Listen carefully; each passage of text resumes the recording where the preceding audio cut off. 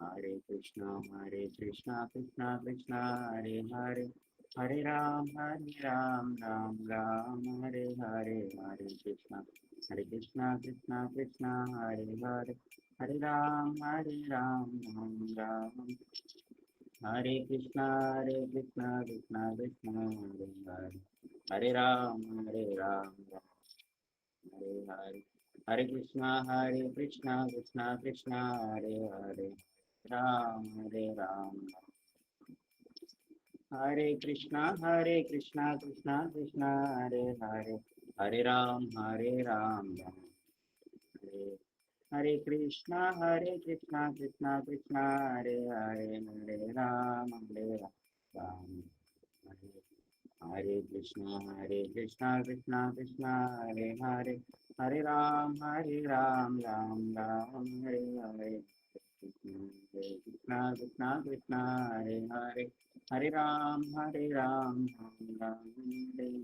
Hare Krishna Krishna Krishna Hare Hare, Hare Ram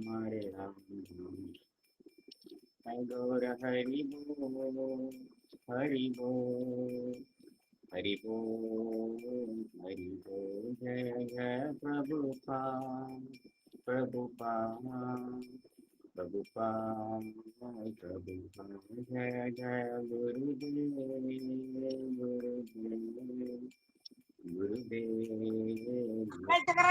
Jai Jai Gurudev, Gurudev, Gurudev, Gurudev.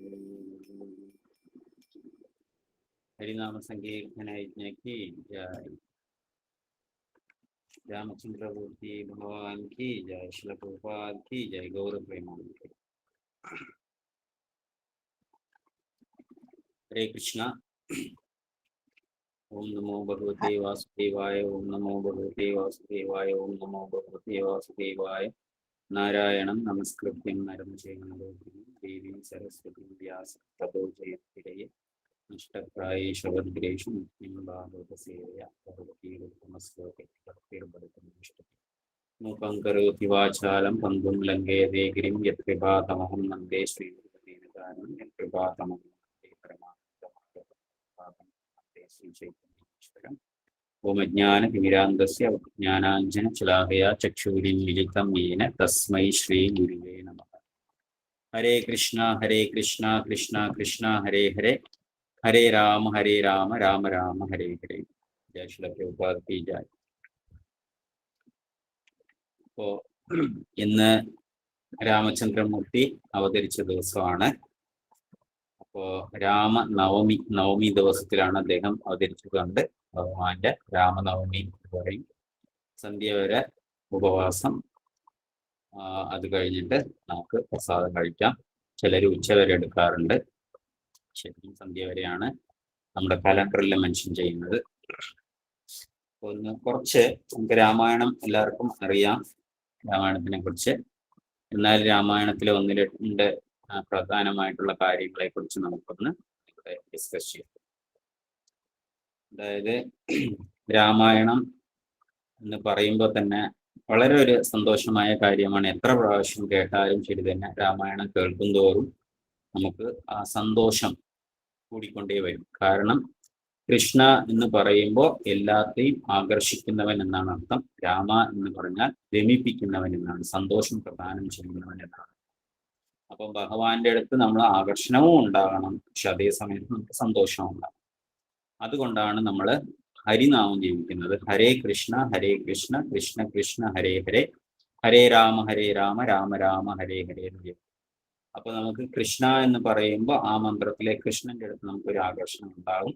Rama എന്ന് പറയുമ്പോൾ നമുക്ക് സന്തോഷം, നമ്മുടെ പരമാനന്ദം, ഹൃദയത്തിൽ ഇരുന്ന ഒരു സന്തോഷം നമുക്ക് രാമനാമം ജപിക്കുന്നത് കൊണ്ട് നമുക്ക്.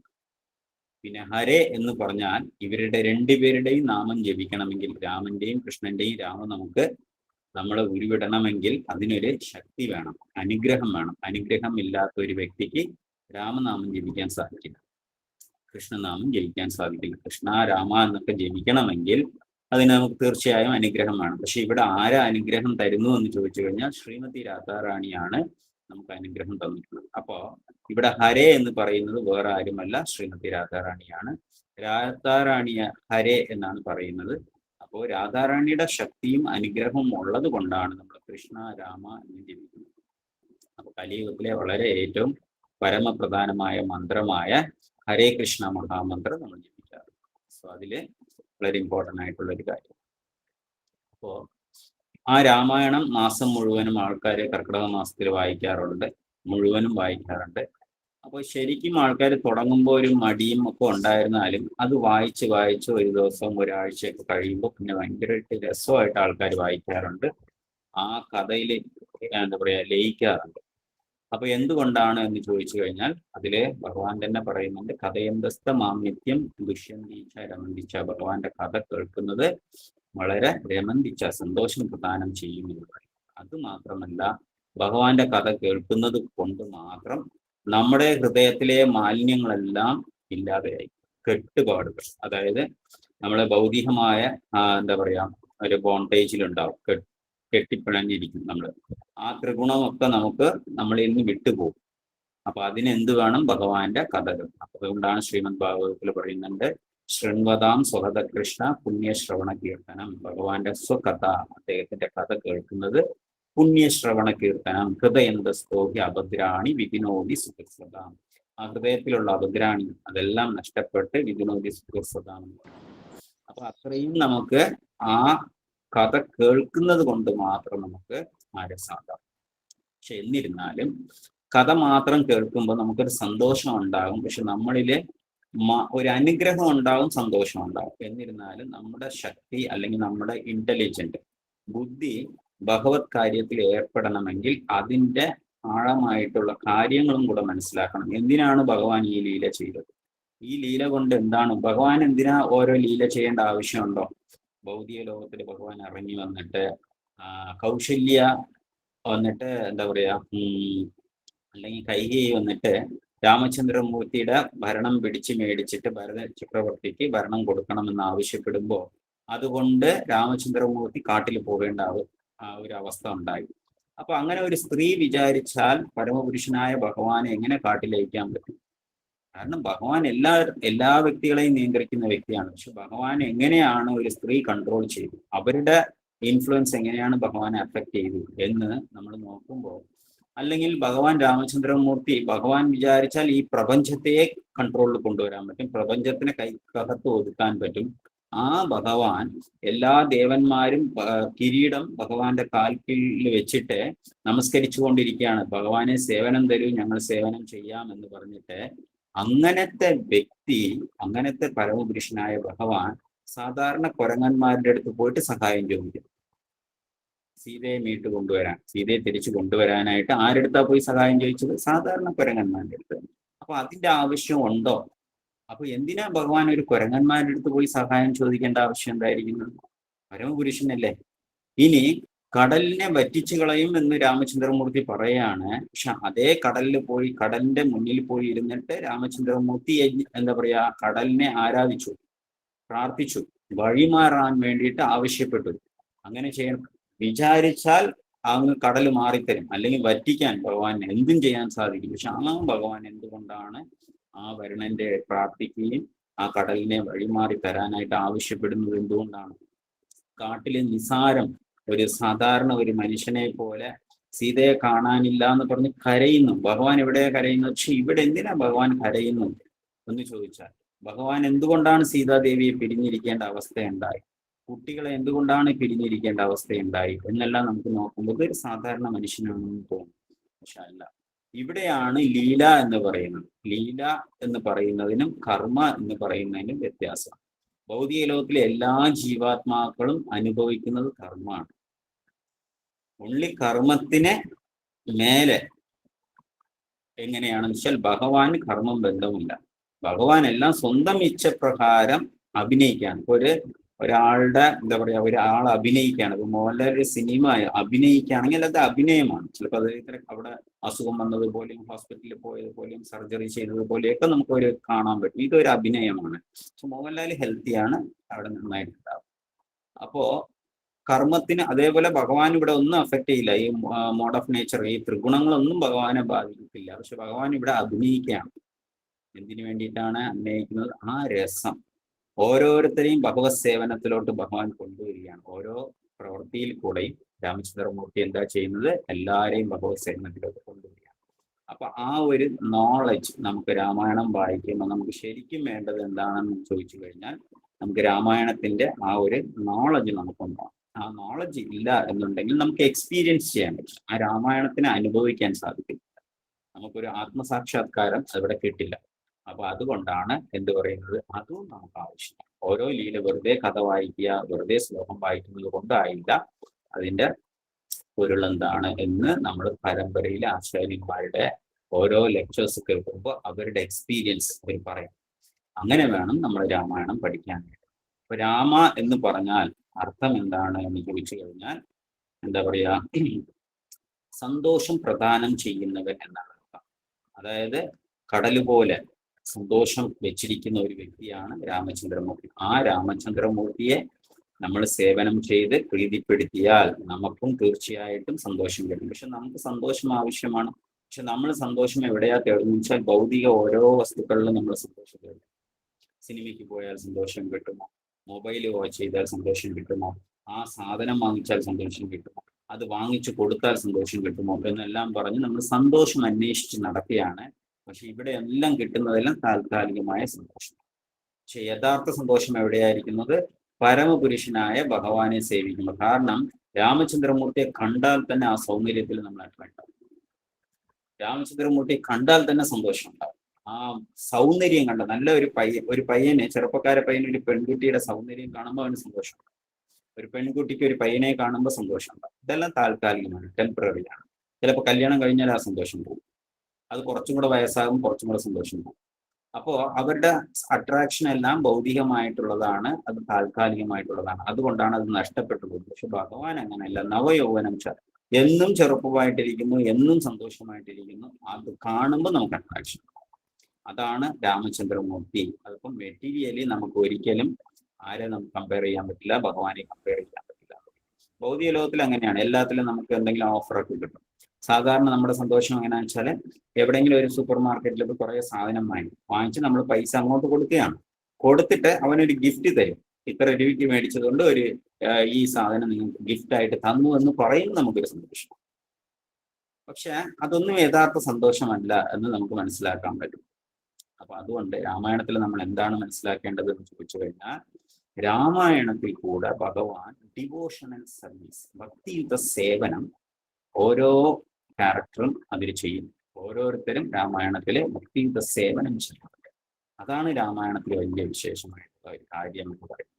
അപ്പൊ നമുക്ക് രാമായണം നോക്കുമ്പോൾ എന്താ പറയാ, രാമചന്ദ്രമൂർത്തി ഈവൻ ഒരു മുള്ളിന് പോലും ആശ്രയം കൊടുത്തിട്ടുണ്ട്. കാട്ടിൽ കൂടെ രാമചന്ദ്രമൂർത്തി നടന്നു പോകുമ്പോൾ ആ കാട്ടില് മുള്ള് കാലിൽ കുത്തിക്കയറുമ്പോൾ രാമചന്ദ്രമൂർത്തി അങ്ങനെ കാലൊന്ന് സ്റ്റെപ്പ് ചെയ്തിട്ട് എന്താണ് അടുത്ത സ്റ്റെപ്പ് വെക്കാൻ പോകുമ്പോൾ അത് മുള്ളിങ്ങനെ കുത്തിയിരിക്കും. സീതാദേവി നോക്കിയിട്ട് ഉടനെ ആ മുള്ള് ഊരാനായിട്ട് കാലിന്റെ അടിയിൽ പോകും. അപ്പോ രാമചന്ദ്രമൂർത്തി അത് എടുക്കണ്ട എന്ന് പറയും. എന്നെ ശരണം പ്രാപിച്ച ഒരു ജീവാത്മാക്കൾക്ക്, അത് ജീവൻ ഉള്ളതാകട്ടെ ജീവൻ ഇല്ലാത്തതാകട്ടെ, രാമചന്ദ്രമൂർത്തിയുടെ പാദങ്ങളെ ശരണം പ്രാപിച്ചിട്ടുണ്ടെങ്കിൽ അവർക്ക് ആശ്രയമാണ്. അവരെ എന്റെ കാലിൽ നിന്ന് എടുത്ത് കളയണ്ട എന്ന് പറഞ്ഞിട്ട് മുള്ളിനെ ചവിട്ടിക്കൊണ്ട് രാമചന്ദ്രമൂർത്തി. അപ്പൊ എന്തുമാത്രം കാരുണ്യമാണെന്ന് ആലോചിച്ച് നമുക്ക് ഭഗവാൻ. ഒരു ഡെഡ് മാറ്റർ, അതിന് ജീവനില്ലാത്ത ഒരു വസ്തു, പക്ഷെ അതുപോലും ഭഗവാന്റെ ശരണം പ്രാപിച്ചപ്പോൾ അവർക്ക് ഈവൻ അഹല്യക്ക് മോക്ഷം കൊടുത്ത, അഹല്യ കല്ലായിട്ടിരിക്കുന്ന വ്യക്തിയാണ്, ജീവനില്ലാതിരിക്കുന്ന വ്യക്തിയാണ്. പക്ഷെ രാമചന്ദ്രമൂർത്തിയുടെ സ്പർശനമേറ്റതും അഹല്യക്ക് മോക്ഷം. അപ്പൊ ഭഗവാന്റെ തൃപ്പാദങ്ങളെ, ആ ഏതൊരു പാദധൂളിയായിരുന്നാൽ പോലും അവർക്ക് എല്ലാവർക്കും എന്താ കിട്ടിയിരിക്കുന്ന മോക്ഷം കിട്ടും. രാമചന്ദ്രമൂർത്തി പാലം കെട്ടും. അപ്പൊ പാലം കെട്ടാനായിട്ട് വാനരങ്ങൾ ഇങ്ങനെ സഹായിക്കുകയാണ്. അപ്പൊ വാനരങ്ങളും ഇങ്ങനെ സഹായിച്ചുകൊണ്ടിരിക്കുകയാണ്. ഓരോരുത്തരും അവരവരുടെ കപ്പാസിറ്റി അനുസരിച്ച് ചെറിയ കല്ലിടുന്നു, വലിയ കല്ലിടുന്നു. ജാമ്പവാനാണെങ്കിൽ വലിയ വലിയ കല്ലുകൾ മലയെ പോലെയൊക്കെ എടുത്തുകൊണ്ട് പോകുന്നു. ഹനുമാനാണെങ്കിൽ ചോദിക്കുന്ന വലിയ പർവ്വതം തന്നെ എടുത്തുകൊണ്ട് ഫ്ലോട്ട് ചെയ്യുന്നു. അപ്പോ ഇങ്ങനെ ഹനുമാൻ ഇടയ്ക്കിടയ്ക്ക് ഇങ്ങനെ വലിയ പർവ്വതങ്ങളൊക്കെ കൊണ്ട് വരികയാണ്. വരുന്നതിൻ്റെ ഇടയ്ക്ക് വേറൊരാൾ സേവനം ചെയ്തുകൊണ്ടിരിക്കുന്നത്. ആരാണ്? അണ്ണൻ സേവനം. അണ്ണാനായാലും തന്നാലായെന്ന് പറയാം. അണ്ണാൻ അപ്പൊ അണ്ണാൻ എന്ത് ചെയ്യും, ചെറിയ കുഞ്ഞു കല്ലെടുത്തിട്ട് അത് ഇങ്ങനെ പതുക്കെ പതുക്കെ പതുക്കെ അതിന്റെ ഇടയ്ക്ക് കൂടെ പോയിട്ട് കൊണ്ടുവിടുകയാണ്. പക്ഷെ ഹനുമാൻ ഭയങ്കര ഡിസ്റ്റർബൻസ് ആയിരിക്കണം. കാരണം ഹനുമാൻ വലിയ പർവ്വതം കൊണ്ടുവരുമ്പോൾ ഒരാൾ മാത്രം കാലിന്റെ ഇടയ്ക്ക് ഇവിടെ ഓടുന്നു ഇവിടെ ഓടുന്നു. ഹനുമാൻ എന്താണ്, ഒരു ഭക്തനാണ്, സേവനം ചെയ്തുകൊണ്ടിരിക്കുകയാണ്. അത് ചെറിയ എന്താണ് അണ്ണാനായിരുന്നാലും അത് ഭക്തിയോടുകൂടി ആ രാമചന്ദ്രമൂർത്തി സേവനം ചെയ്യുന്നുണ്ടെന്ന് ആർക്ക് മനസ്സിലാകുന്നുണ്ട്? ഹനുമാൻ മനസ്സിലാകുന്നുണ്ട്. പക്ഷെ ഹനുമാൻ എന്ത് ചെയ്യും, അദ്ദേഹത്തിന് കൊണ്ടുപോകാൻ പറ്റുന്നില്ല. ഇത് ഇടയ്ക്കിടയ്ക്ക് കാലിന്റെ ഇടയ്ക്ക് ചാടി അത് ചവിട്ടിയാൽ ചത്തുപോകും. അതുകൊണ്ട് ഹനുമാൻ എന്ത് ചെയ്യുന്നു, ഇങ്ങനെ പിടിച്ചിട്ട് എടുത്ത് ഒറ്റ എറിയാണ് അങ്ങോട്ട്, ആരിനെ, അണ്ണാൻ എടുത്തെറി. പക്ഷെ അണ്ണാൻ വിടില്ല. എന്നിരുന്നാലും ഇങ്ങനെ ഓടി ഓടി ഓടി പതുക്കെ പതുക്കെ. അപ്പോൾ രാമചന്ദ്രമൂർത്തി വളരെ സ്നേഹപൂർവ്വം അണ്ണാൻ എടുത്തിട്ട് അങ്ങനെ തലോടി. അപ്പൊ അതാണ് പറയുന്നത്, അണ്ണന്റെ മേലെ ഒരു 3 ലൈൻ ഉണ്ട് ഭഗവാൻ തടവിക്കുന്നത്. അപ്പോ അതുപോലും ആ ചെറിയ ഒരു സേവനം, ഭഗവത് സേവനം വലുതോ ചെറുതോ എന്നുള്ളതല്ല പ്രശ്നം. നമുക്ക് കിട്ടിയ സേവനം വളരെ സന്തോഷത്തോടു കൂടി ഭഗവാന് ചെയ്യണം എന്നുള്ളതാണ്. അതായത് ചെയ്യാൻ തീരുമാനിച്ചാൽ, മനസ്സിൽ എനിക്ക് ചെയ്യണം എന്നൊരു ആഗ്രഹമുണ്ടായാലേ ഭഗവാന്റെ അനുഗ്രഹം ഉണ്ടാവും. ഇനി നമുക്ക് ചെയ്യാൻ പറ്റാത്ത ഒരു കാര്യമായാലും പറഞ്ഞത് കൊണ്ട് ചെയ്യാൻ ശ്രമിച്ചാൽ അനുഗ്രഹം ഉണ്ടാവും. അത് പെർഫെക്റ്റ് ആയിട്ട് ചെയ്താൽ പൂർണ്ണമായിട്ട് ഭഗവാന്റെ അനുഗ്രഹം ഉണ്ടാവും. അപ്പോൾ നമ്മൾ എന്ത് ചെയ്യണം, സേവനം അത്രയും ഇമ്പോർട്ടൻ്റ് ആണ് എന്ന് പറയുന്നത്. ഇങ്ങനെ രാമായണം നോക്കുമ്പോൾ വിഭീഷണനുണ്ട്. ഈ വിഭീഷണൻ എന്താ ചോദിച്ചാല് രാവണന്റെ കൂട്ടത്തിലാണ് ഇരിക്കുന്നത്. പക്ഷെ വിഭീഷണന് മനസ്സിലായി രാവണൻ ചെയ്യുന്നത് തെറ്റാണെന്ന്. സഹോദരൻ നല്ലയാളാണ്, നന്നായിട്ട് രാജ്യം ഭരിക്കുന്ന വ്യക്തിയാണ്. പക്ഷെ എന്നിരുന്നാലും വലിയൊരു തെറ്റ് ചെയ്തു. എന്താ തെറ്റ് ചെയ്തത്? സീതാദേവി അപഹരിച്ചു.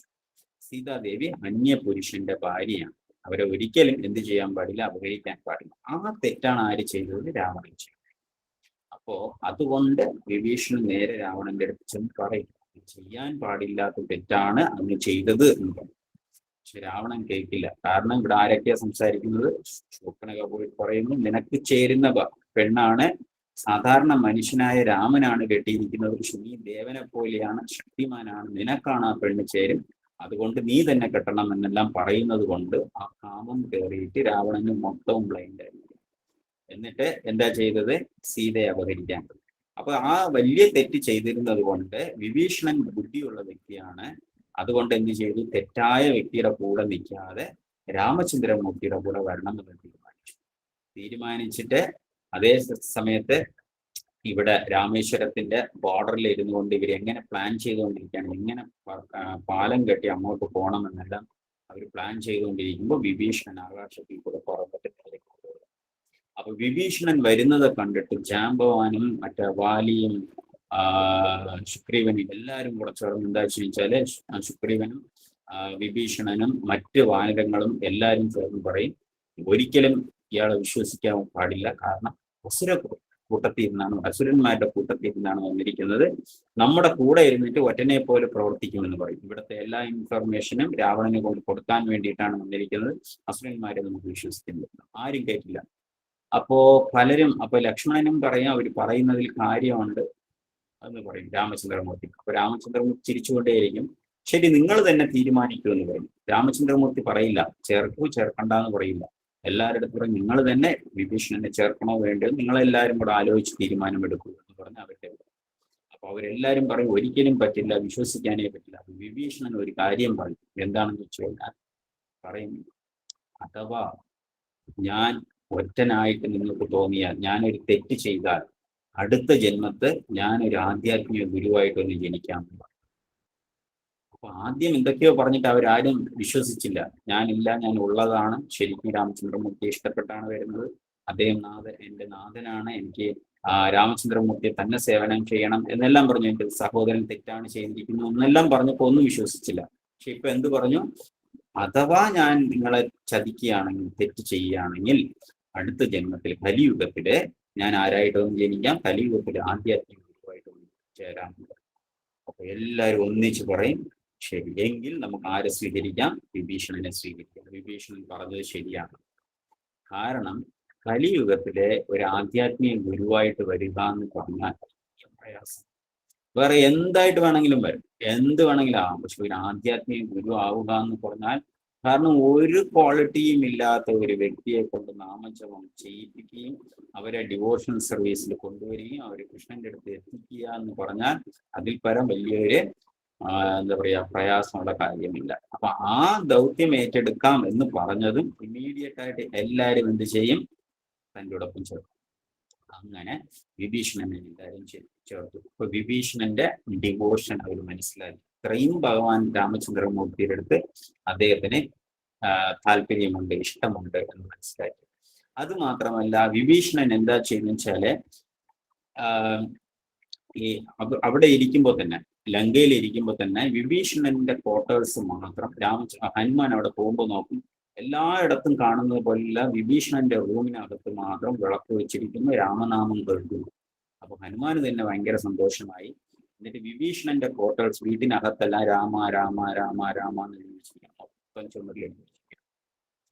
ഒരു ദിവസം രാവണൻ അതിനകത്ത് വരും. രാവണൻ വന്ന് നോക്കിയപ്പോൾ അവിടെയൊക്കെ രാമ രാമ എഴുതി. വിഭീഷണന് ഭയങ്കര ദേഷ്യമായി. രാവണന്, എന്താണ് വിഭീഷണ, നീ എന്താ ചെയ്യുന്നത്? എന്റെ ശത്രുവിന്റെ നാമമാണ് നീ എഴുതി വെച്ചിരിക്കുന്നത് ഈ ചുമര് മുഴുവനും എന്ന് പറഞ്ഞ് നിന്നെ ഞാൻ ഇപ്പൊ കൊല്ലുന്നുണ്ട്.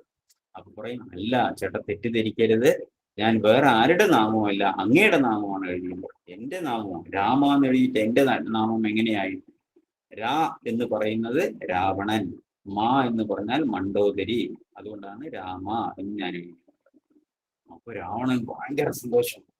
എന്റെ അടുത്ത് ഇത്ര സ്നേഹമാണോ നിനക്ക്? എന്റെ നാമമാണ് ഫുള്ള് എഴുതി വെച്ചേക്കണം. അതെ, അങ്ങ് മാത്രമല്ല അങ്ങയുടെ പത്നിയും എനിക്ക് ഇമ്പോർട്ടൻ്റ് തന്നെയാണ് എന്ന് പറഞ്ഞിട്ട് രാമ, രാവണൻ, മണ്ഡോദരി എന്ന് എഴുതി വെച്ചു. അങ്ങനെ രാവണൻ ഭയങ്കര സന്തോഷമായിട്ട് ഇന്റലിജന്റ് ആയിട്ട് ഹാൻഡിൽ ചെയ്യും. ആരാണ്? വിഭീഷണൻ. പക്ഷെ രാമനെ തന്നെ മനസ്സിൽ പ്രാർത്ഥിച്ചുകൊണ്ട് ആ ഒരു ഭക്തി. അപ്പൊ ഏത് സാഹചര്യത്തിലും ഭഗവത് നാമം നമ്മൾ ഒരിക്കലും വിടാൻ പാടില്ല. അതെങ്ങനെ ഹാൻഡിൽ ചെയ്തു? ഇൻ കേസ് ഒരു ഫാമിലിക്കകത്ത് ഒരാൾ നാമം ജപിക്കാൻ പാടില്ല, അങ്ങനെ ചെയ്യാൻ പാടില്ല എന്നൊക്കെ പറയുമ്പോൾ, എങ്ങനെയാണോ വിഭീഷണൻ വളരെ തന്ത്രപൂർവ്വം ആ ഡിവോഷണൽ സർവീസ് വിടാതെ ചെയ്തോ, അതുപോലെ ആർക്കും ബുദ്ധിമുട്ടുണ്ടാകാതെ നമ്മൾ എന്ത് ചെയ്യണം? ഭക്തിയുടെ സേവനം ഒരിക്കലും വിടാതെ ചെയ്യണം എന്നാണ് മനസ്സിലാക്കേണ്ടത്. ശബരി ഈ കാട്ടിൽ കൂടെ പോകുമ്പോൾ ശബരിയെ കണ്ടു. ശബരി എന്താ ചെയ്തത് എന്ന് ചോദിച്ചു കഴിഞ്ഞാൽ, വയസ്സായ സ്ത്രീയാണ്, പക്ഷെ രാമചന്ദ്രമൂർത്തി വരും എന്ന് പറഞ്ഞ് തന്നെയാണ് ശബരി അവിടെ വെയിറ്റ് ചെയ്തുകൊണ്ടിരിക്കുന്നത്. ശബരി വെയിറ്റ് ചെയ്യുമ്പോൾ രാമചന്ദ്രമൂർത്തിയെ കണ്ടു, ഭയങ്കര സന്തോഷമായി. അപ്പൊ രാമചന്ദ്രമൂർത്തിക്ക് എന്തെങ്കിലും കഴിക്കാൻ കൊടുക്കണമെന്ന് പറഞ്ഞിട്ട് അവർ പഴം എടുത്ത് ഓരോന്നായിട്ട് കടിച്ച് നോക്കും, ടേസ്റ്റ് നോക്കിയിട്ട് കഴിക്കാൻ കൊടുക്കും. അപ്പോ സാക്ഷാത് ഭഗവാൻ ഒരിക്കലും നമ്മൾ നിവേദ്യം കൊടുക്കുമ്പോൾ നമ്മൾ കഴിച്ചു നോക്കിയിട്ട് കൊടുക്കാൻ പാടില്ല. അത് മനസ്സുകൊണ്ട് മുഴുവൻ എന്താ പറയാ ശ്രദ്ധയോടുകൂടി ഭഗവാൻ ഇങ്ങനെ തന്നെ ഉണ്ടാക്കണമെന്ന് ടേസ്റ്റ് നോക്കാതെ ഉണ്ടാക്കി ടേസ്റ്റി ആയിട്ട് കൊടുക്കും ഭഗവാൻ. അപ്പൊ ഭഗവാൻ ടേസ്റ്റ് നോക്കിയിട്ട് തരുന്നത് നമ്മൾ മഹാപ്രസാദമായിട്ട് കഴിക്കണം. പക്ഷെ ഇവിടെ ശബരി എന്താ ചെയ്യുന്നതെന്ന് വെച്ചാൽ, ഓരോ പഴവും കടിച്ചു നോക്കിയിട്ട് ഇതിന് മധുരം ഉണ്ടോ, മധുരം ഉണ്ടെങ്കിൽ കൊടുക്കും, മധുരം ഇല്ലെങ്കിൽ എടുത്ത് കളയാം. അപ്പൊ മധുരം ഉണ്ടെങ്കിൽ കൊടുക്കും. അപ്പോ ആ സ്നേഹം രാമചന്ദ്രമൂർത്തി ആസ്വദിച്ചത് കഴിച്ചു. ആ സ്നേഹം, ആ ഭക്തി ആസ്വദിച്ച് രാമചന്ദ്രമൂർത്തി കഴിച്ചു. അപ്പോൾ ശബരിയുടെ ഭക്തി, അതായത് ഹയർ ലെവൽ ഡിവോഷനിൽ വരുമ്പോൾ ഒരു റൂൾസ് ആൻഡ് റെഗുലേഷൻസേ ഉണ്ടാവില്ല. പക്ഷെ നമ്മളെ പോലെയുള്ളവർക്ക് ഉടനെ നമ്മൾ വിചാരിക്കരുത് ശബരി കഴിച്ചിട്ട് കൊടുത്തു നമുക്കും കഴിച്ചിട്ട് കൊടുക്കാം. കാരണം ശബരി ഭൗതികമായ ഒരു വിഷയത്തിന് കരയുന്നില്ല, ഒരു ആഗ്രഹവും ശബരിക്കില്ലായിരുന്നു. പക്ഷെ നമ്മളെ പോലെ ഉള്ള വ്യക്തികൾക്ക് ഓരോ നിസാര കാര്യത്തിന് നമ്മൾ കരയുന്ന വ്യക്തിയാണ്. അയ്യോ എനിക്ക് അത് കിട്ടിയില്ല, ഇത് കിട്ടിയില്ല, എന്നെ നോക്കിയില്ല, എന്നെ കുറ്റം പറഞ്ഞു എന്നൊക്കെ പറഞ്ഞ് നമ്മൾ കരയുന്ന വ്യക്തികളാണ്. അപ്പോൾ ഭൗതികമായിട്ട് ശാരീരികമായിട്ട് ബന്ധപ്പെട്ടിരിക്കുന്ന വ്യക്തികളാണ്. അങ്ങനെയാണെങ്കിൽ നമുക്ക് ഇതുപോലെ ശബരി കൊടുത്തതുപോലെ കൊടുക്കാൻ പറ്റും.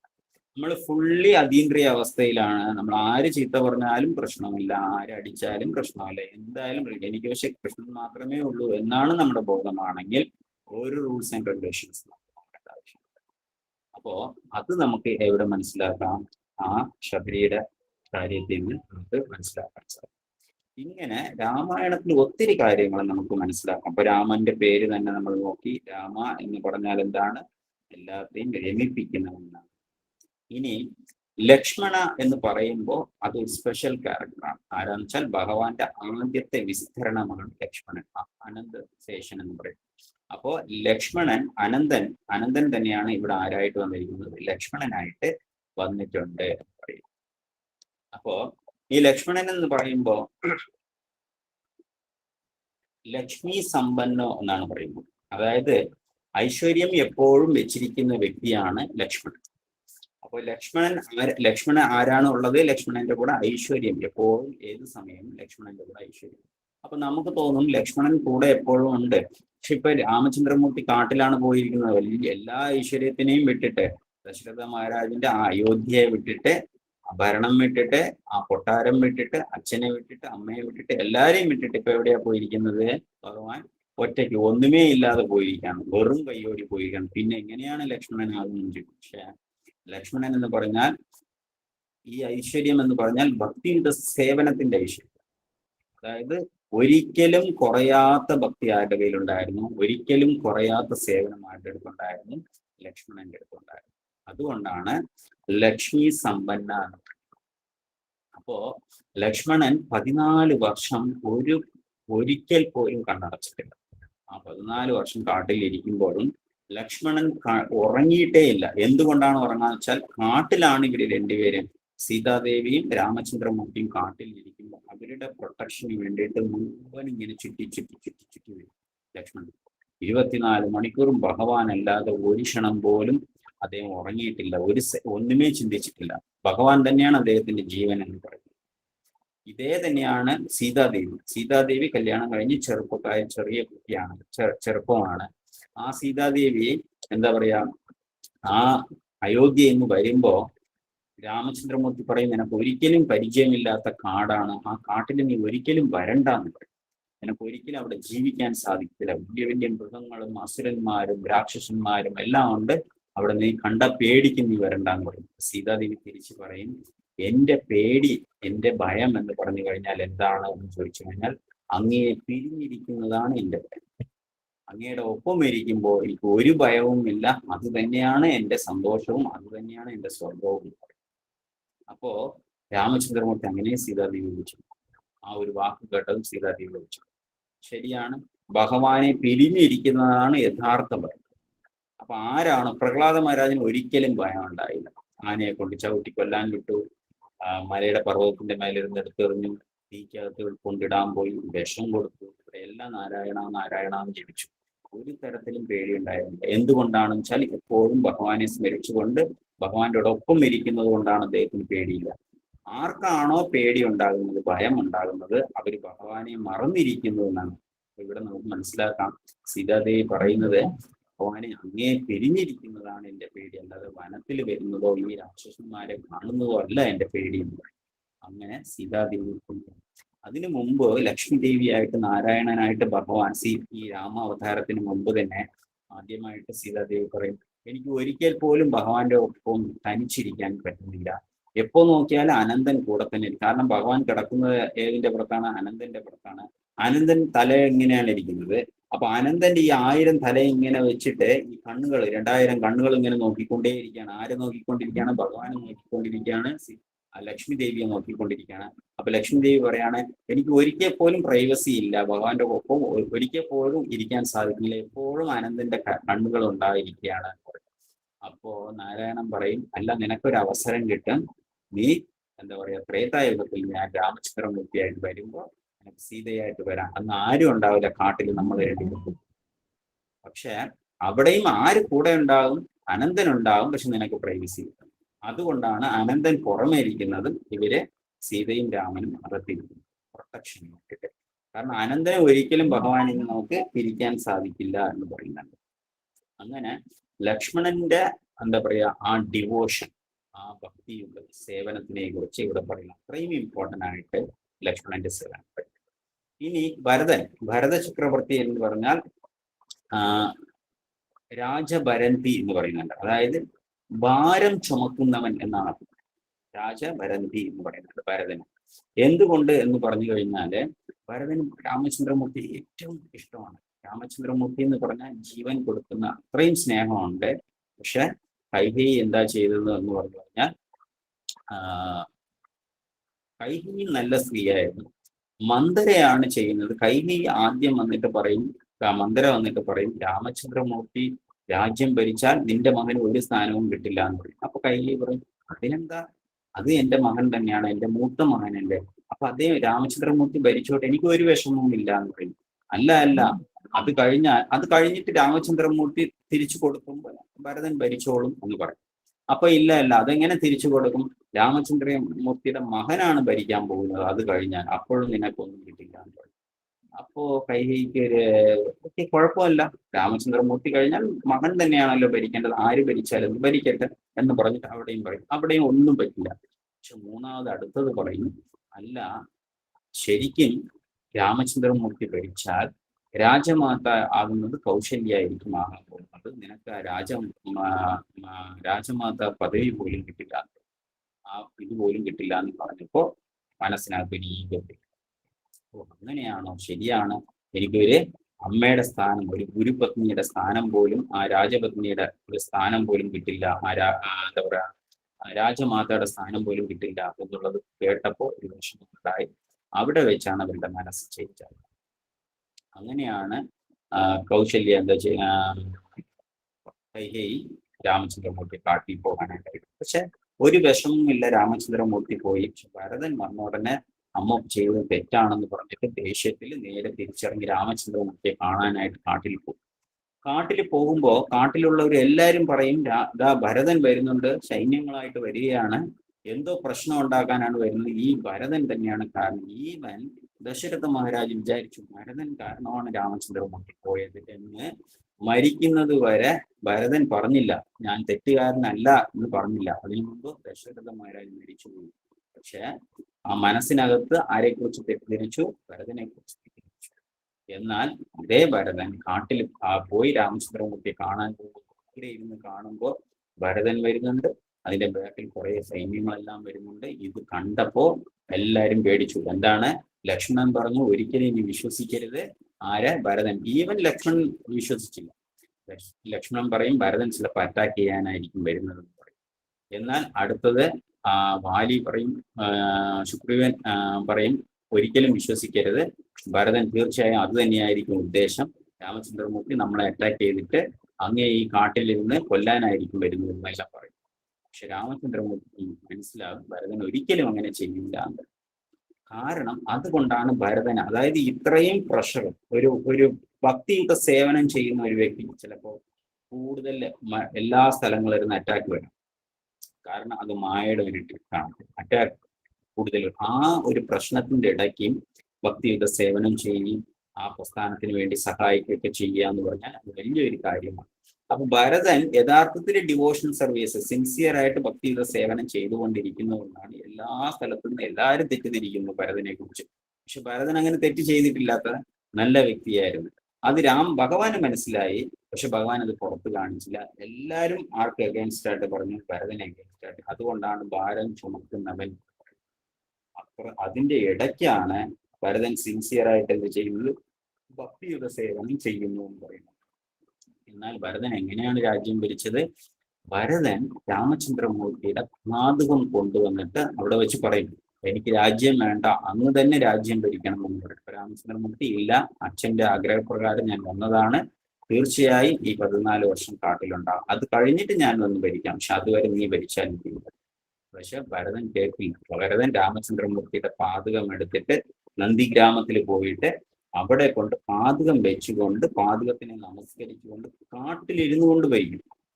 കാട്ടിലിരുന്നു കൊണ്ട് അയോധ്യ ഭരിക്കും. അയോധ്യയിൽ പോയിട്ടില്ല ഭരതൻ, കാട്ടിൽ തന്നെ ഈ നന്ദിഗ്രാമത്തിൽ തന്നെ ഇരുന്നു കൊണ്ട് ഭരതന്റെ പാതകത്തിന് സേവനം ചെയ്തുകൊണ്ട് എന്താ പറയാ, ഫ്രൂട്ട്സ്, കിഴങ്ങെല്ലാം വെറുതെ കിഴങ്ങ് വേവിച്ച് കഴിച്ചുകൊണ്ട് സിമ്പിളായിട്ട്, ഒരു രാജാവിനെ പോലെ ഡ്രസ്സില്ല, ഒന്നുമില്ല, എന്താ പറയാ, സേവകന്മാരില്ല, ആരുമേ ഇല്ല, ഒറ്റയ്ക്ക് ഒരു തപസ് ചെയ്തുകൊണ്ട് പെർഫെക്റ്റ് ആയിട്ട് രാജ്യം ഭരിച്ചു.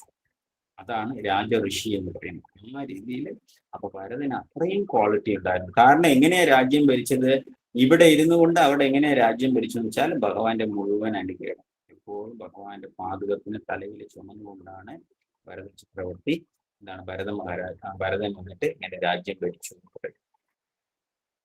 അടുത്തത്, ഇനി ഇവിടെ നമ്മൾ ഡിവോഷണൽ സർവീസ് നോക്കുന്നത് പോലെ സംസ്കാരത്തിനെയും രാമായണത്തിൽ നിന്ന് നമുക്ക് മനസ്സിലാവും. പലതരത്തിലെ രാമായണത്തിൽ നമുക്ക് സംസ്കാരം, അയോധ്യ സംസ്കൃതി എന്ന് പറയുന്നുണ്ട്. അതായത് അയോധ്യയിലെയുള്ള സംസ്കാരം പലതും അവര് സഹിച്ചുകൊണ്ട് രാമചന്ദ്രമൂർത്തിക്ക് വേണ്ടി സേവനം ചെയ്യുന്നത് ഓരോന്നും നമുക്ക് അവിടെ കാണാൻ സാധിക്കും എന്ന് പറയാണ്.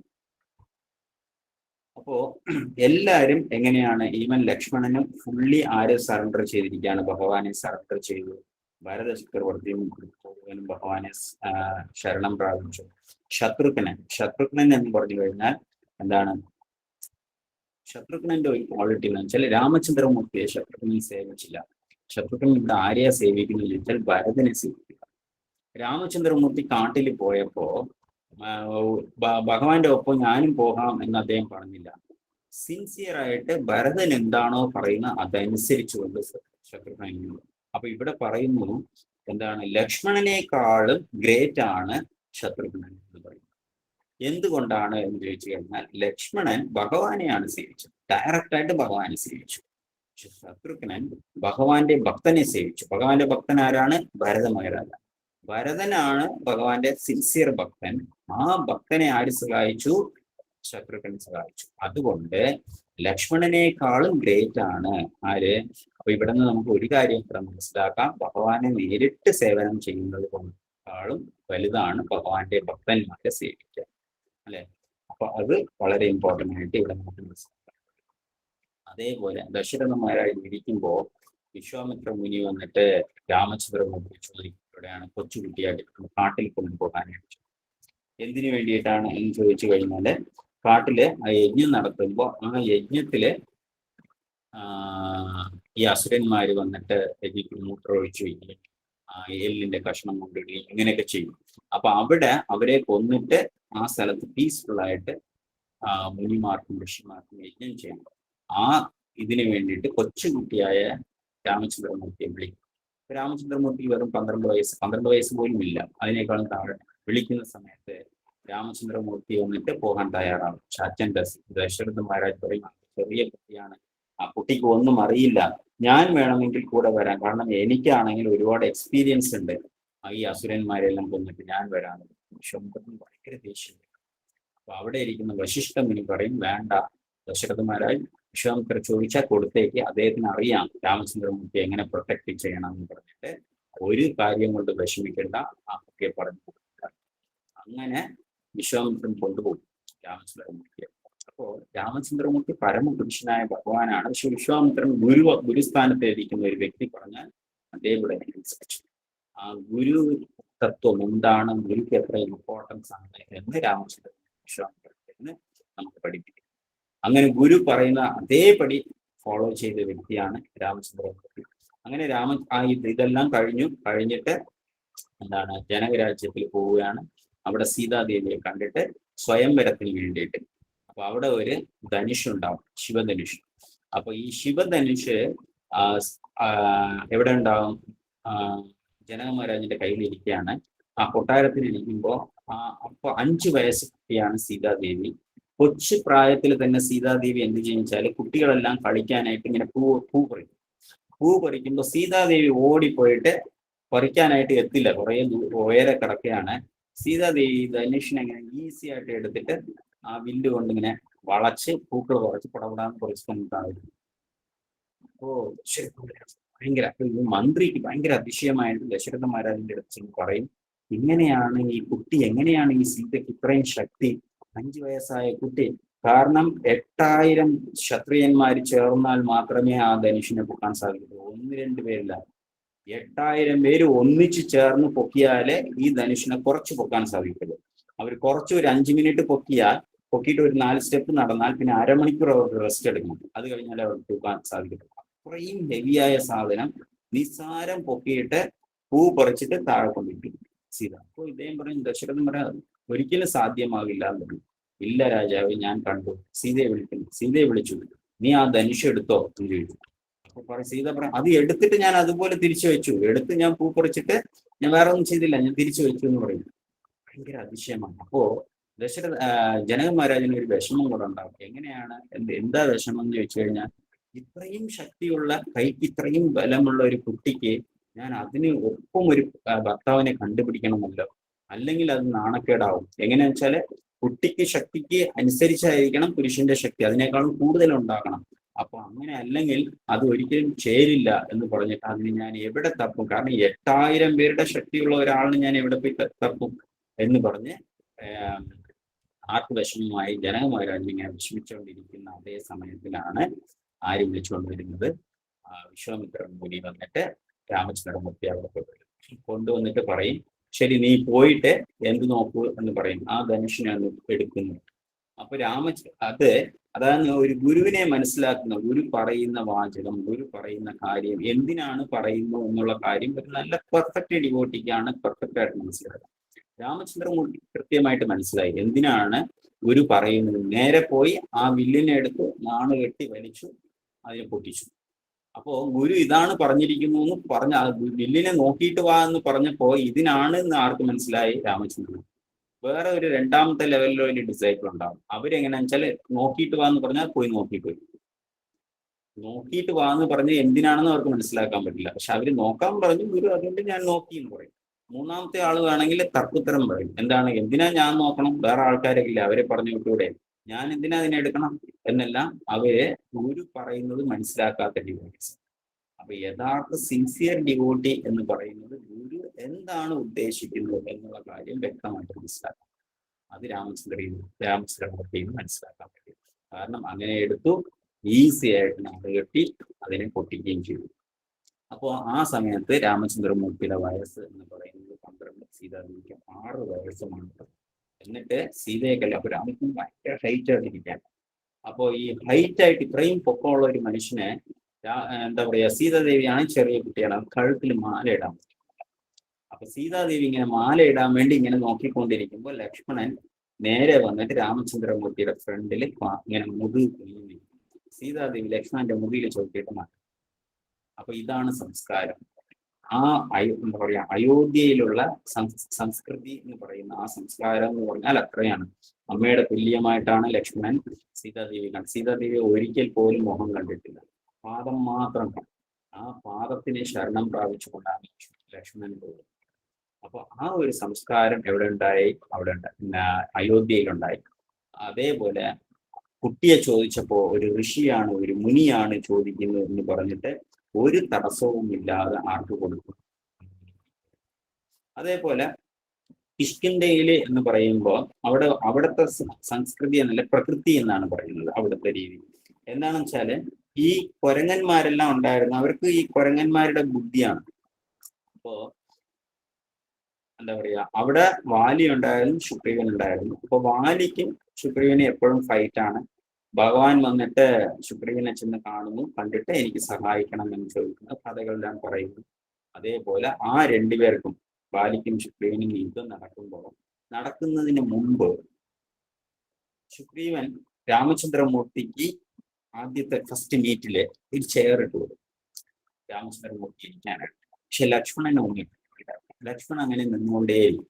പക്ഷെ ആരുമായിട്ടാണ് ഇരിക്കുന്നത്? രാമചന്ദ്രമൂർത്തി ഇരിക്കുന്നു, സുഗ്രീവൻ അവിടെ ഒപ്പം ഇരുന്ന് സംസാരിക്കുന്നു, ലക്ഷ്മണന് മാത്രം നിന്നുകൊണ്ടേയിരിക്കും. പക്ഷെ ലക്ഷ്മണൻ ഇരിക്കാൻ ഒരു സീറ്റ് കൊടുക്കില്ല. അതായത് ചിലപ്പോൾ നമ്മള് ഒരു സന്യാസിയോ ഒരു മുതിർന്ന ഭക്തനോ വരുമ്പോൾ നമ്മൾ എന്താ വെച്ചാൽ അവർക്ക് ഇമ്പോർട്ടൻസ് കൊടുത്തിട്ട് അവർക്ക് സീറ്റ് കൊടുക്കും, അവരെടുത്ത് സംസാരിക്കും, എല്ലാം ചെയ്യും. അവരുടെ ഒപ്പം വന്നിരിക്കുന്നവർക്ക് ഒരു റെസ്പെക്റ്റും കൊടുക്കില്ല. അത് ഒരു തെറ്റായ കാര്യമാണ്. കാരണം നമ്മൾ ഗുരുവിന് കൊടുക്കുന്നത് പോലെ ഗുരുവിന്റെ കൂടെ വരിക്കുന്ന ശിഷ്യന്മാർക്കും ഭക്തന്മാരാണ്, അവർ ഫുൾ ടൈം സേവനം ചെയ്യുന്നവരാണ്, അവർക്കും അത്രയും റെസ്പെക്ട് കൊടുക്കും. ആ റെസ്പെക്ട് ആര് കൊടുത്തില്ല? സുഗ്രീവന് കൊടുത്തില്ല. അപ്പോൾ യുദ്ധം നടക്കുമ്പോൾ രാമചന്ദ്രമൂർത്തിയുടെ മൈൻഡിൽ അത് കൊണ്ട് ഭഗവാൻ എപ്പോഴും അങ്ങനെയാണ്. ഭഗവാനെ പൂജിക്കുന്നതിനേക്കാളും ഭക്തനെ പൂജിക്കുന്ന വ്യക്തിയാണ് ഭഗവാൻ ഭയങ്കര ഇഷ്ടം. അതുകൊണ്ട് രാമചന്ദ്രമൂർത്തിയുടെ മനസ്സിൽ എന്തായിരുന്നു, അവിടെ യുദ്ധം നടക്കുന്നു, രണ്ടുപേരും തമ്മിൽ അടി നടിക്കുന്നു. സുഗ്രീവൻ അടിക്കൊണ്ട് ചാവുന്ന അവസ്ഥയിലായി. അപ്പൊ സുഗ്രീവൻ മനസ്സിൽ വിചാരിക്കുകയാണ്, ഈ രാമചന്ദ്രമൂർത്തിയെ വിശ്വസിച്ചാണ് ഞാൻ ആരുടെ കൂടെ യുദ്ധത്തിന് ഇറങ്ങിയത്, ബാലിയെ കൊല്ലാനായിട്ട് ഇറങ്ങിയത്. പക്ഷെ ഭഗവാൻ എന്താണ് ഈ രാമചന്ദ്രമൂർത്തി ഇങ്ങനെ നോക്കിക്കൊണ്ടിരിക്കുന്നത്, നല്ലൊരു സുഹൃത്താണെന്ന് പറഞ്ഞിട്ട് എന്നെ സഹായിച്ചില്ലല്ലോ എന്ന് പറഞ്ഞിട്ട് അവിടെ നിന്ന് ചത്തുപോകും എന്നുള്ള അവസ്ഥയായപ്പോൾ ഓടി രക്ഷപ്പെട്ട് ഭഗവാന്റെ ഫ്രണ്ടിൽ വന്നിട്ട് പറയും, നിങ്ങൾ എന്താ എന്നെ രക്ഷിക്കാത്തത്? അങ്ങ് രക്ഷിക്കാമെന്ന് പറഞ്ഞു, അങ്ങ് നല്ല സുഹൃത്താണെന്ന് പറഞ്ഞു, പക്ഷെ എന്നെ ഒരിക്കലും ഞാൻ ഇത്രയും അടി വാങ്ങിച്ചിട്ട് എന്നെ രക്ഷിക്കില്ലല്ലോ എന്ന് പറയും. അപ്പോൾ രാമചന്ദ്രമൂർത്തി ചിരിച്ചിട്ടേ പറയും, എനിക്ക് നിങ്ങളെ രണ്ടുപേരും കണ്ട ഒന്നുപോലെ ഇരിക്കുന്നു, ആരാണ് ബാലി ആരാണ് സുഗ്രീവൻ എന്ന് മനസ്സിലായില്ല. അപ്പൊ ഈ പണിഷ്മെന്റ് എന്തിനുള്ളതാണ്? ലക്ഷ്മണനെ ഇരുത്താത്തതിന്റെ കിട്ടിയ പണിഷ്മെന്റ് ആണ്. അത് കഴിഞ്ഞിട്ട് പറയും, ശരി നീ ഒരു വള്ളിയിലുള്ള ഒരു മാല ഇട്ടോ എനിക്ക് തിരിച്ചറിയാൻ സാധിക്കും. അപ്പോ അവിടെ എന്താണ് ഇതെല്ലാം സംഭവിക്കുന്നത് എന്തുകൊണ്ടെന്ന് വെച്ചാല് ഇവര് പ്രകൃതിയില് മനുഷ്യരെ പോലെ ആ പ്രകൃതിയുടെ നിയമത്തിൽ ഇരിക്കുന്ന ആൾക്കാരാണ്. അവർക്ക് എങ്ങനെ ഭഗവാന്റെ സേവനം, ഭക്തന്മാരെ എങ്ങനെ സേവിക്കണം എന്നറിയില്ല. അതേപോലെ ഈ ബാലിയെ കൊന്നതിന് ശേഷം ബാലിയുടെ ഭാര്യ രമയെ ആര് കെട്ടിയിരിക്കും? ഈ ശുഗ്രീവൻ കൊണ്ട് നടക്കും. എന്നിട്ട് മഴ മാസം 4 മാസം ചാതുർമാസ്യമാണ്. ഈ 4 മാസം മഴ മാസമായതുകൊണ്ട് ആരെയും പോയി അന്വേഷിക്കാൻ പറ്റില്ല, ലങ്കയിൽ പോകാൻ പറ്റില്ല. അപ്പൊ ഇവര് കാട്ടിൽ തന്നെയാണ് ഇരിക്കുന്നത്. അതേ സമയത്ത് രാമചന്ദ്രമൂർത്തി ഇങ്ങനെ വിഷമിച്ച് സീതയെ കാണാനില്ല, സീതയെ കാണാനില്ല എന്ന് പറഞ്ഞിട്ട് അങ്ങനെ 4 മാസം വളരെ പേഷ്യൻ്റായിട്ട് 4-ാമത്തെ മാസം മഴയൊക്കെ തീരും, വെയിലടിച്ചു തുടങ്ങി. പക്ഷെ രാമചന്ദ്രമൂർത്തി ഇപ്പൊ ഇമ്മീഡിയറ്റ് ആയിട്ട് ആരെ കാണണം? സീതയെ കണ്ടുപിടിക്കാനായിട്ട് പോകണം. പക്ഷെ ഇതേ സമയത്ത് സുഗ്രീവൻ രമയുമായിട്ട് ഭയങ്കര സന്തോഷത്തിൽ എൻജോയ് ചെയ്തുകൊണ്ടിരിക്കുകയാണ്. പൂർണ്ണമായിട്ട് മറന്നു, പുറമെ ഭഗവാൻ വെയിറ്റ് ചെയ്യുന്നു എന്നുള്ള കാര്യം പൂർണ്ണമായിട്ട് മറന്നുകൊണ്ട് എവിടെ ഇരിക്കുകയാണ്? ഈ കൊട്ടാരത്തിനകത്ത് ഇരിക്കുകയാണ്. ഇപ്പൊ രാമചന്ദ്രമൂർത്തി ഉടനെ പറയും ലക്ഷ്മണന്റെ അടുത്ത്, ഈ ഇമ്മീഡിയറ്റ് ആയിട്ട് പോയിട്ട് എനിക്ക് പ്രോമിസ് ചെയ്ത കാര്യം ചെയ്യാതിരിക്കുന്നതുകൊണ്ട് അയാൾക്ക് കൊല്ലാൻ പറ്റും. അപ്പൊ ലക്ഷ്മണനും ആദ്യം എന്ത് വെച്ചാൽ, സാധാരണ ലക്ഷ്മണനാണ് ദേഷ്യം വരുന്നത്, പക്ഷേ ഇപ്രാവശ്യം രാമന് ദേഷ്യം വന്നു. ഇമ്മീഡിയറ്റ് രാമൻ അങ്ങോട്ട് പോകുമ്പോൾ അതിനു മുമ്പ് ലക്ഷ്മണൻ പറയും ശരി ഞാൻ സംസാരിച്ചിട്ടില്ല. പക്ഷെ ലക്ഷ്മണനും പോകുന്ന വഴിക്ക് ഭയങ്കര ദേഷ്യത്തിൽ മരം പൊട്ടിക്കുന്നു, വാളെടുത്ത് ഇത് വെട്ടുന്നു, ദേഷ്യത്തിൽ പോവുകയാണ്. കാരണം എന്താണ്? സുഗ്രീവൻ ഇങ്ങനെ കംപ്ലീറ്റ് മറന്നിരിക്കുന്നു. അപ്പൊ ഇത് ആർക്ക് മനസ്സിലായി? ഹനുമാൻ ദൂരെ നിന്ന് കാണുമ്പോൾ തന്നെ മനസ്സിലായി ലക്ഷ്മണൻ ഭയങ്കര ദേഷ്യത്തിൽ വരികയാണ്. ഈ ദേഷ്യത്തിൽ ആരെ കൊല്ലും? സുഗ്രീവനെ കൊല്ലുമെന്ന് മനസ്സിലായി. അപ്പോൾ ഹനുമാൻ നേരെ പോയിട്ട് പറയും ഇതാ ആര് വരുന്നു? ലക്ഷ്മണൻ ഭയങ്കര ദേഷ്യത്തിൽ വരുന്നത്. അപ്പോ തെറ്റ് ചെയ്തിട്ട് തെറ്റെന്താണെന്ന് പോലും മനസ്സിലാകാതെ ഞാൻ എന്ത് തെറ്റാണ് ചെയ്തത്? ഞാൻ ഒരു തെറ്റും ചെയ്തില്ലല്ലോ, ഞാൻ അദ്ദേഹത്തിൻ്റെ അടുത്ത് പറഞ്ഞതാണല്ലോ ഞാൻ ഹെൽപ്പ് ചെയ്യാമെന്ന്. പക്ഷെ മഴ മാസമാണല്ലോ, മഴ തീർന്നതും മനസ്സിലായില്ല. അടുത്തത് തിരിച്ചു പോകണം എന്നുള്ള കോൺഷ്യസ് ബോധവും ഇല്ല. അങ്ങനെ തെറ്റ് മനസ്സിലാക്കാതെ ഇരിക്കുന്ന ഒരു കൂട്ടരാണ് ഇവര്, പ്രകൃതിയുടെ നിയമത്തിൽ ഇരിക്കുന്നവരാണ്. അപ്പൊ അവര് എന്താ ചെയ്യുന്നു എന്ന് പറഞ്ഞു കഴിഞ്ഞാൽ, അങ്ങനെ പറഞ്ഞപ്പോ ഹനുമാൻ പറയും ഇമ്മീഡിയറ്റ് ആയിട്ട് ലക്ഷ്മണന്റെ കാലിൽ വീണാൽ നിനക്ക് രക്ഷപ്പെടാം, അല്ലാതെ ഒന്നും നടക്കില്ല. അപ്പോ അത് പറഞ്ഞതുപോലെ ലക്ഷ്മണൻ കാലിൽ വീണിട്ട് പറഞ്ഞു മാപ്പാക്കണം, ഞാൻ എത്രയും പെട്ടെന്ന് വരാം, ഇമ്മീഡിയറ്റ് ഇപ്പൊ തന്നെ നമുക്ക് പോയിട്ട് ആരെ കണ്ടുപിടിക്കാമെന്ന് പറയും, സീതാദേവി കണ്ടുപിടിക്കാം. അത് കേട്ടതും ലക്ഷ്മണൻ സമാധാനം പ്രതീക്ഷിച്ചു. എന്നിട്ട് രാമചന്ദ്രമൂർത്തി പോയിട്ട് കണ്ടുപിടിക്കാനായിട്ട്. അപ്പോ ഇത് ഒരു നേരത്തെ സംസ്കൃതി എന്ന് പറയുന്ന ഒരു സംസ്കാരം ഉണ്ടായിരുന്നു. ഇവിടുത്തെ സംസ്കാരം വേറെയാണ്. ഇവിടുത്തെ സംസ്കാരം എന്ന് പറഞ്ഞാൽ ഒരു കൾച്ചറാണ്. ഈ കിഷ്കിന്ധയിൽ കുരങ്ങന്മാരായതുകൊണ്ട് അവരുടേതായ ഒരു കൾച്ചർ അവിടെ ഉണ്ടായിരുന്നു. അടുത്തത് ലങ്കയിൽ കൾച്ചർ ഉണ്ടായിരുന്നു. ലങ്കയിൽ ഒരു സംസ്കാരം ഉണ്ടായിരുന്നു. ലങ്കയിൽ വികൃതി എന്നാണ് പറയുന്നത്. ലങ്കയിൽ എല്ലാ അസുരന്മാരായതുകൊണ്ട് എന്ത് ചെയ്യാൻ പാടില്ല അതെല്ലാം ചെയ്യും. വികൃതിയാണ് ഒരു ഓപ്പോസിറ്റ് ആയിട്ട് ചെയ്യുന്നവര്. അതായത് സ്വന്തം സന്തോഷത്തിന് വേണ്ടി മറ്റുള്ളവരെ കരയിപ്പിക്കുക. ഇതാണ് രാവണൻ ചെയ്യുന്നത്. അതുപോലത്തെ കാര്യം അത് ആര് ചെയ്തു? ശൂർപ്പണയുടെ കാര്യം നോക്കുമ്പോൾ അങ്ങനെയാണ്. ശൂർപ്പണയെ പോയി സ്വന്തം സന്തോഷത്തിന് വേണ്ടി രാമനെ കെട്ടണമെന്നത്. അപ്പൊ രാമചന്ദ്രമൂർത്തി പറഞ്ഞു ലക്ഷ്മണനെ കെട്ടും. അപ്പൊ ലക്ഷ്മണൻ പറഞ്ഞു എനിക്ക് പറ്റില്ല, ഞാൻ കല്യാണം കഴിക്കില്ല എന്ന് പ്രോമിസ് ചെയ്തിരിക്കുകയാണ്. ഈ കാട്ടിലിരിക്കുന്നത് വരെ ഞാൻ ആരെയും കെട്ടില്ല എന്ന് പ്രോമിസ് ചെയ്തിരിക്കുക.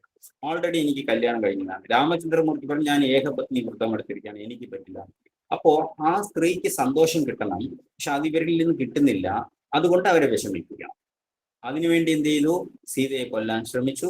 അത് പറ്റാത്തപ്പോ എന്ത് ചെയ്തു? നേരെ രാവണന്റെ അടുത്ത് ചെന്ന് പറഞ്ഞു ഈ സീത എന്ന് പറഞ്ഞാൽ ഭയങ്കര സുന്ദരിയാണ്, അവർക്ക് തുല്യമായിട്ട് ഈ ലോകത്തിൽ ഇനി ആരെയും കാണാൻ പറ്റില്ല, അത്രയും സുന്ദരിയാണെന്ന് പറഞ്ഞു. എന്നിട്ട് പറഞ്ഞു കെട്ടിയിരിക്കുന്നത് ഒരു ചെറിയൊരു മനുഷ്യനാണ്, രാജാവ് എന്നൊക്കെ പറയുന്നു, ഒന്നിനും കൊള്ളാത്ത വ്യക്തിയാണ്, രാമനാണ് കെട്ടിയിരിക്കുന്നത്. സുന്ദരിയായ സ്ത്രീ നിനക്ക് ചേരുന്നവളാണ്, വേറെ ആർക്കും ചേരില്ല, രാവണന് മാത്രം ചേരും എന്ന് പറഞ്ഞ് രാവണൻ എങ്ങനെ ബൂസ്റ്റ് ചെയ്തു. അപ്പോ രാവണന് ഈ ഒരു പ്രവൃത്തിയാണ് വികൃതി. അതായത് അടുത്തവന്റെ ഭാര്യയാണ്, അങ്ങനെ ചെയ്യാൻ പാടില്ല എന്ന് രാവണനും തോന്നിയില്ല, ഈ ശൂർപ്പണയ്ക്കും തോന്നിയില്ല. വികൃതി എന്ന് പറയുന്നത്. അപ്പോ ഇങ്ങനത്തെ ഒരുപാട് തെറ്റുകളെല്ലാം എവിടെ ചെയ്തു? ലങ്കയിൽ ചെയ്തു. അങ്ങനെ 18 പ്രാവശ്യം 18 ശാപമാർക്ക് കിട്ടിയിട്ടുള്ള വ്യക്തിയാണ് രാവണന് കിട്ടിയിട്ടുള്ള വ്യക്തിയാണ് എന്ന് പറയുന്നത്. അപ്പൊ രാവണൻ കാരണം എന്തുകൊണ്ടെന്ന് വെച്ചാൽ അസുര ബുദ്ധിയാണ്. എന്നാൽ രാവണൻ ഏറ്റവും കൂടുതൽ ശാസ്ത്രം പഠിച്ചിട്ടുള്ള വ്യക്തിയുമാണ്. എന്നാൽ ആ ഡിസയർ, ആഗ്രഹം കാരണം, ഭൗതിക താല്പര്യം കാരണം ഇതെല്ലാം മറന്നിരിക്കും. ഇപ്പൊ രാമായണം നമ്മൾ വായിക്കുമ്പോൾ എങ്ങനെയാണ് പല കാര്യങ്ങളും, ചെറിയ ചെറിയ കാര്യങ്ങളുടെ അതിലെല്ലാത്തിനും റീസൺ, ഭഗവാനെ എങ്ങനെ സേവിക്കണം, ഭഗവാന്റെ ഭക്തന്മാരെ എങ്ങനെ സേവിക്കണം എന്നുള്ള കാര്യമെല്ലാം നമുക്ക് കൃത്യമായിട്ട് മനസ്സിലാക്കാൻ പറ്റും രാമായണത്തിൽ. ഒരു സംസ്കാരം എന്താണ് യഥാർത്ഥ സംസ്കാരം എന്നുള്ള കാര്യം നമുക്ക് രാമായണത്തിൽ നിന്ന് പഠിക്കാം. അല്ലാതെ വെറുതെ ഒരു കഥ കേൾക്കുമ്പോൾ തീർച്ചയായും കഥ കേൾക്കുന്നത് കൊണ്ട് നമുക്ക് നഷ്ടമില്ല. എന്താ പറയുന്നത്, സ്വല്പം അഭ്യസ ധർമ്മസ്യ ത്രായത്തെ മഹതോപയ എന്ന് പറയുന്നത്. കുറച്ചെങ്കിലും അഭ്യസിച്ചാൽ, കുറച്ചെങ്കിലും ഭഗവാന്റെ കഥ കേട്ടാൽ, കുറച്ചെങ്കിലും നാമം ജപിച്ചാൽ ഇതൊന്നും നഷ്ടപ്പെടുന്നില്ല, ഇതെല്ലാം ലാഭമാണ്. എന്നാൽ ഭക്തിയുത സേവനത്തില് പുരോഗതി ഉണ്ടാകണമെങ്കിൽ, അല്ലെങ്കിൽ ഭക്തിയുത സേവനത്തിൽ നമുക്ക് ആ ഒരു സന്തോഷം കിട്ടണമെങ്കിൽ നമ്മൾ അതിൻ്റെതായ രീതി, ആചാര്യാസ് പറയുന്ന രീതി അനുസരിച്ച് വേണം നമ്മൾ ഭക്തിയുത സേവനം ചെയ്യണമെന്ന് പറയും. ഇപ്പൊ രാമായണത്തിലെ ഇങ്ങനെ ഓരോ കാര്യങ്ങളും എടുത്തു നോക്കുമ്പോൾ അത് ആചാര്യന്റെ എക്സ്പ്ലനേഷനിൽ മാത്രമേ നമുക്ക് ഇങ്ങനെ ചില ഡീറ്റെയിൽ ആയിട്ടുള്ള കാര്യങ്ങൾ, ഒരുപാട് കാര്യങ്ങളുണ്ട്, ഞാൻ കുറച്ച് ഞാനിവിടെ പറഞ്ഞു. നമ്മുടെ സമയം നോക്കിയിട്ട് താങ്ക് യു. എന്തെങ്കിലും സംശയം ഉണ്ടെങ്കിൽ ചോദിക്കാം. ഹരേ കൃഷ്ണ.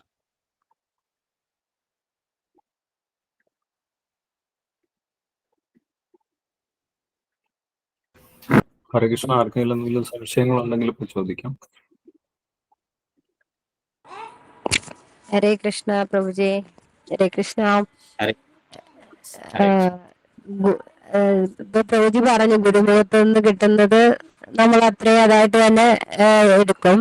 അപ്പൊ പലയിടത്തും പല ബുക്കുകളിലും പല കഥകളായിട്ടാണ് കേൾക്കുന്നത്. ഇപ്പൊ ഇതില് സീതാദേവി ശൈവചാപം എടുത്ത ഒരു കഥ പറഞ്ഞു.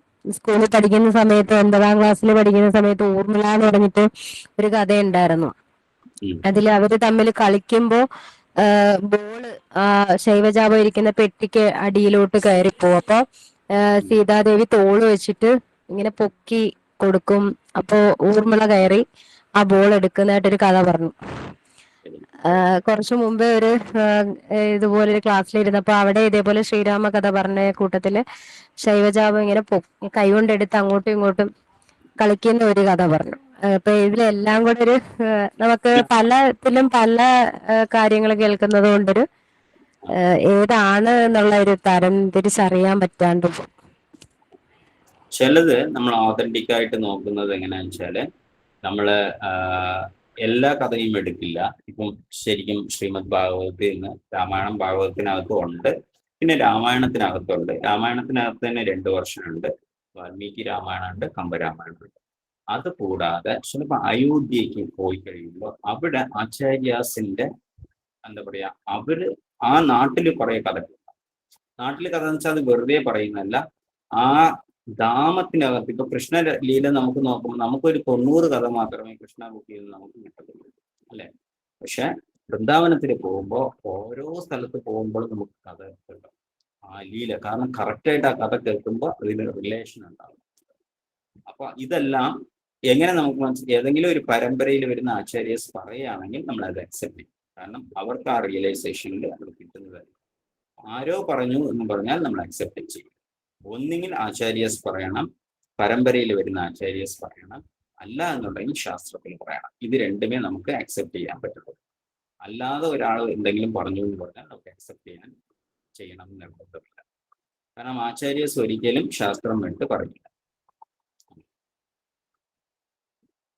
സ്കൂളിൽ പഠിച്ച കഥയാണ്. ഇപ്പൊ നമുക്ക് ഒരു മലയാളം പുസ്തകമായിട്ട് പഠിച്ച കഥയായതുകൊണ്ടാണ് ഞാൻ അത്രയും ഓർത്തത്. നമ്മൾ പരീക്ഷയ്ക്ക് പഠിച്ചെഴുതിയതാണ്. അപ്പൊ അതുകൊണ്ടാണ് എനിക്ക് അതിനൊരു കോൺട്രഡിക്ഷൻ പോലെ തോന്നിയത്. അപ്പൊ ഏതാണ് എന്നുള്ളൊരു, ഞാൻ ഓതന്റിക് ആയിട്ട് എന്താ പറയാ ഡിവോട്ടീസ് പറഞ്ഞത് കേട്ടിട്ട് അത് ആ ലെക്ചേഴ്സിൽ നിന്ന് ഉള്ളതാണ്. പിന്നെ സ്കൂളിലെ ബുക്കുകളിൽ ഒരുപാട് മാറ്റി എഴുതുന്നുണ്ട്. ഇന്നാളും എൻ്റെ അടുത്ത് ആരോ ചോദിച്ചിരുന്നുണ്ട് മഹാഭാരതത്തിലെ കാര്യം ചോദിച്ചിരുന്നു. അത് ടോട്ടലി അങ്ങനെ ഒരു കാര്യമേ ഇല്ല. പക്ഷെ മഹാഭാരതത്തിൽ അങ്ങനെയാണ് സ്കൂളിൽ പഠിപ്പിച്ചു കൊടുത്തിട്ടുണ്ട് എന്ന് അവർ പറയും. ചിലത് തെറ്റാണ്. എഴുതുന്ന റൈറ്ററിനെ പുറത്തിരിക്കും. ആ റൈറ്റർ ഫേമസ് ആയിട്ടുള്ള ഒരു വ്യക്തിയായിരിക്കും, പക്ഷെ അയാൾ എന്തെങ്കിലും എഴുതി വെച്ചാൽ അത് തന്നെയാണ് കുട്ടികൾ പഠിക്കേണ്ടത്. അങ്ങനെയാണ്. അവർക്ക് ഓതന്റിക്കേഷൻ അങ്ങനെയാണ്. ഏത് റൈറ്റർ ഫേമസ് റൈറ്റർ ആണോ അവരാണ് എഴുതുന്നത്, അല്ലാതെ ശാസ്ത്രത്തിനെ ബേസ് ചെയ്ത് അവർ പറയത്തില്ല. ശരിയാണ് പ്രഭുജി, ശരിയാണ്. ഹരേ കൃഷ്ണ. ഹരേ കൃഷ്ണ പ്രഭുജി. രാമായണത്തില് ശ്രീരാമനും രാവണനും അവർക്ക് പരസ്പരം അറിയാമായിരുന്നു. അവരുടെ മുൻകാലങ്ങൾ അതൊക്കെ അറിയാമായിരുന്നു എന്നാണ് എനിക്ക് മനസ്സിലായത് വായിച്ചിട്ട് ഒക്കെ. അപ്പൊ അത് സാധാരണ ആളുകൾക്ക് ധർമ്മത്തെ കുറിച്ചൊരു സന്ദേശം നൽകാൻ വേണ്ടിയിട്ട് അവര് കളിച്ച നാടകമാണോ എങ്ങനെയൊക്കെ ഞാൻ പല സ്ഥലത്തും ഇങ്ങനെ വായിച്ചിട്ടുണ്ട്. കുറച്ചൊക്കെ നമ്മൾ അധ്യാത്മ രാമായണം വായിക്കുമ്പോൾ കുറെയൊക്കെ സൂചനകളും ഉണ്ട്. അതിനെപ്പറ്റി ഒന്ന് പറഞ്ഞു തരാമോ? അതായത് രാവണൻ വേറെ ആരുമല്ല. നമ്മളെ ശ്രീമദ് ഭാഗവതം വായിക്കുമ്പോൾ വൈകുണ്ഠ ലോകത്ത് ഭഗവാന്റെ ഗേറ്റ് കീപ്പറായിട്ട് രണ്ടുപേര് നിൽക്കും, ജയ വിജയ എന്ന് പറയുന്നവരാണ്. അപ്പൊ ഈ ജയ വിജയന്മാര് അവിടെ ഗേറ്റ് കീപ്പറായിട്ട് നിൽക്കുമ്പോൾ അതേ സമയത്ത് സനത് കുമാരന്മാര് നമ്മൾ കേട്ടിട്ടുണ്ട്. സനത് സനാതന സനന്ദന എന്ന് പറയുന്ന ഈ 4 കുമാരന്മാർ, ഇവര് വേറെ ആരുമല്ല, ബ്രഹ്മാവിന്റെ 4 തലയിൽ 4 വേദങ്ങളാണ്. വേദങ്ങൾ തന്നെ കുട്ടികളായിട്ട് ഒന്ന് ജനിച്ചിരിക്കുകയാണ്. ഈ 4 പേർക്കും യോഗിമാരാണ്.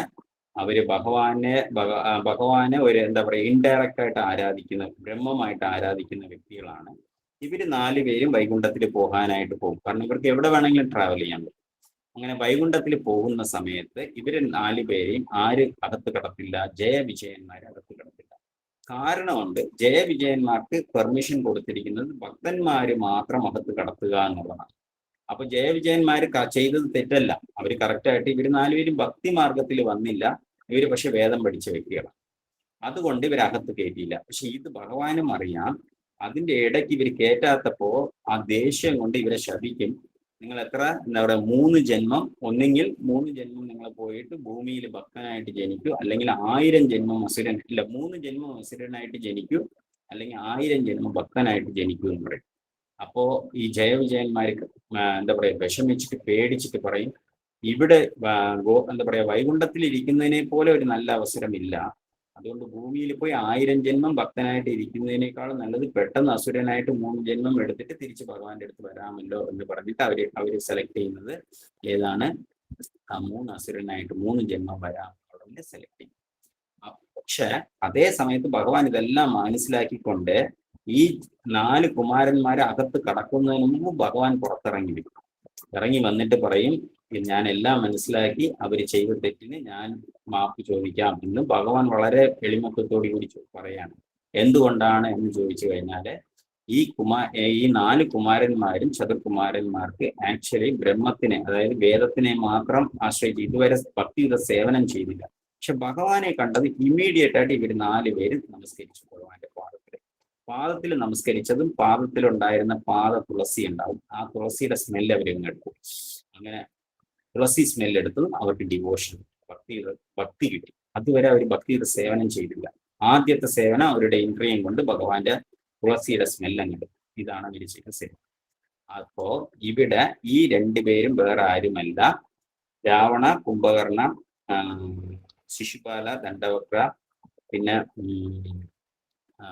ഇതിനു മുമ്പ് ആരാണ്? ഹിരണ്യാക്ഷ, ഹിരണ്യകശിപു. ഈ ഇങ്ങനെ 3 പേരും ഇവര് 2 പേരും തന്നെയാണ് വന്നത്. ഹരേ കൃഷ്ണ. Thank U പ്രഭുജി. ഹരേ കൃഷ്ണ. ഹരേ കൃഷ്ണ. ഹരേ കൃഷ്ണ പ്രഭുജി. ഒരു കാര്യം കൂടെ, സീതാദേവിയുടെ ഉത്ഭവം ഏത് ചാനലിൽ നിന്ന് കിട്ടുന്ന അതും കൂടി ഒന്ന് പറഞ്ഞുതരാമോ പ്രഭുജി? അതിനെന്തെങ്കിലും കഥകള് കേട്ടിട്ടുണ്ടെങ്കിലും. സീതാദേവിയുടെ ഉത്ഭവത്തിനെ കുറിച്ച് ഭാഗവതത്തിനകത്ത് കുറച്ചുണ്ട്, ഒരുപാട് ഡീറ്റെയിൽ ഇല്ല. സീതാദേവി ജനക രാജാവിന് ജനിക്കുന്നതാണ്, ഭൂമിക്കടിയിൽ നിന്ന് കിട്ടുന്നതാണ്, നേപ്പാളിന്റെ ഭാഗത്താണ്. സീതാദേവിയുടെ ജന്മസ്ഥലം നേപ്പാളിലാണ് ഇരിക്കുന്നത്. കുറച്ച് പിന്നെ ഒരുപാട് പുരാണങ്ങളിലും ഉണ്ട് മാതാജി. ചിലത് വന്ന് രാമായണത്തിൽ കാണില്ല ഡീറ്റെയില്, ചില പുരാണങ്ങളുടെ അടുത്തും. പുരാണം എന്ന് പറഞ്ഞാൽ അങ്ങനെയാണ്, കുറച്ച് ഡീറ്റെയിൽ കാണും. വരാഹ പുരാണത്തിനകത്ത് ശ്രീമദ് ഭാഗവതത്തിൽ പറയുന്നതിനേക്കാളും കൂടുതൽ എക്സ്പ്ലനേഷൻ ഉണ്ടാവും വരാഹ പുരാണത്തിന് ഭഗവാനെ കുറിച്ച്. അങ്ങനെ ഉണ്ടാവും. ഞാനത് നോക്കട്ടെ, എന്തെങ്കിലും സോഴ്സ് ഉണ്ടെങ്കിൽ ഞാൻ പറഞ്ഞു തരാം, പ്രഭുവിന്റെ അടുത്ത് പറയാം. ഹരേ കൃഷ്ണ. ഹരേ കൃഷ്ണ പ്രഭുജി. ഒരുപാട് നാളായി കാലമായി ഇങ്ങനെ നമ്മൾ രാമായണം വായിച്ചുകൊണ്ടിരിക്കുന്നത്. പക്ഷെ ഇപ്പൊ പ്രഭുജി പറഞ്ഞപ്പോഴാണ് അതിലത്തെ ഒരുപാട് ഇപ്പൊ കാര്യങ്ങൾ ഒരുപാട് മനസ്സിലാക്കാൻ പറ്റി. കുറെ കാര്യങ്ങള് ഈ ഉള്ള സമയം കൊണ്ട് പറഞ്ഞു തന്നത് ഒരുപാട് മനസ്സിലാക്കാൻ പറ്റി. വളരെ സന്തോഷം പ്രഭുജി.